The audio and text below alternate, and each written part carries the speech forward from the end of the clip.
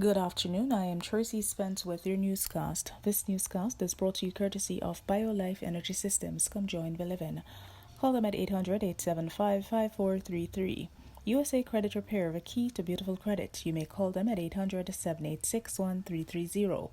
And Cruising with the Case Handler, a show on personal injury and immigration, weekdays 8:30 a.m., on Saturdays 7 p.m. and 12 noon on Sundays. Now for the news in details.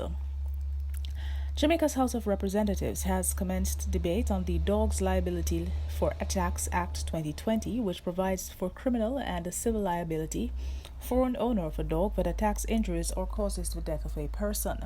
Minister of Justice Delroy Chuck, who opened the debate, said the bill, which is intended to repeal and replace the Dogs Liability for Injuries by Act of 1877, aims to encourage people to manage and control their dogs.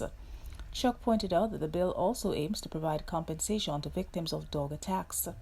He noted that the existing law provides a civil remedy for victims, which means that the owner has to be sued in order for the victim to be compensated. The minister said that all dog owners have a responsibility to ensure that their animals do not pose a danger to the members of the public. The penalties for persons found in breach include incarceration for up to 15 years for death caused by a dog attack and fines up to $5 million for injuries. The debate on the bill was suspended until a later date.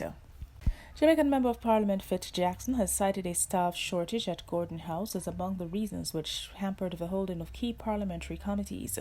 Speaking Friday on a current affairs program, Mr. Jackson said there were various challenges which prevented the sit-ins. He explained that chairmen of parliamentary committees do not have sole responsibility to arrange meetings. The issue of too few meetings has arisen following the government's decision to retake chairmanship of some key parliamentary committees. In explaining his decision, Prime Minister Andrew Holness said it was necessary because these committee meetings were too infrequently held while chaired by opposition members. Leader of Government Business Edmund Bartlett also defended the government's decision, citing a negligent opposition.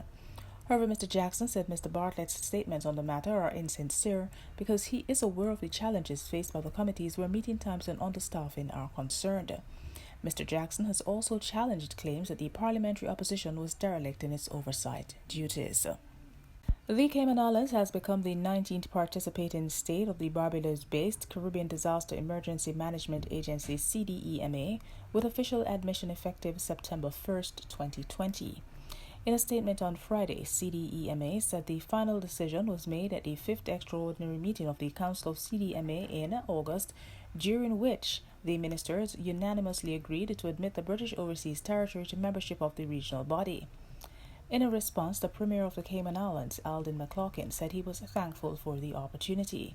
For his part, the Territory Minister of Home Affairs, Tara Rivers, said the membership would help to formalize Cayman's commitment to their Caribbean neighbors while building their own resilience through access to pooled resources as well as shared training and support capabilities. Finally, in sport, Jamaica Football Federation JFF General Secretary Dalton Wint said that the body will not comment on the allegation involving national striker Junior Flemings.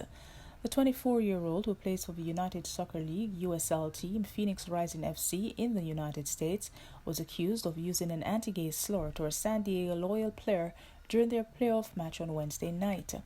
The match was forfeited by Loyal players, with the team leading 3-1 at halftime after Colin Martin, an openly gay player, reported the alleged incident to the referee, as did Loyal head coach Landon Donovan. Donovan has also accused Phoenix head coach Rick Stantz of downplaying the incident. Flemings has vehemently denied the allegation in a statement released on Wednesday night. Wint said that the JFF would not make any statements on the matter as the investigation is still ongoing. And that is it for the news. This newscast came to you courtesy of BioLife Energy Systems. Come join the living. Call them at 800-875-5433. USA Credit Repair, the key to beautiful credit. You may call them at 800-786-1330. And Cruising with the Case Handler, a show on personal injury and immigration, weekdays 8:30 a.m., on Saturdays 7 p.m. and 12 noon on Sundays. On behalf of the news and production team, I am Tracy Spence. Do have a good afternoon.